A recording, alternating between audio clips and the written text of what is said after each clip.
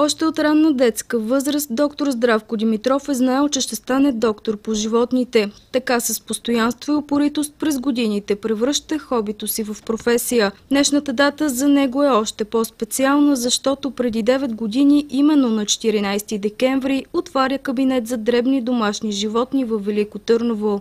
Идея си няма какво ще ми се случи, когато започна да работя с дребни животни, доста по-различно от продуктивните.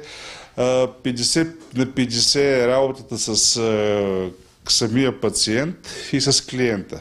До сега нито една котка не ми е платила, нито едно куче не е дошло с портофел, но на практика много често трябва да съм и психолог, за да мога да помогна на клиента да разбере това, което му казвам.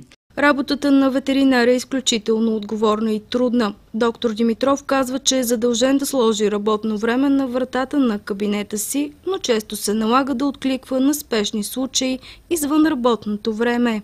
Имал съм случаи, може би на втората година, откакто отворих кабинета, в 12:30 на нова година ми се обаждат много разтревожени хора. Така и така купихме кученце, подарък за дъщерята.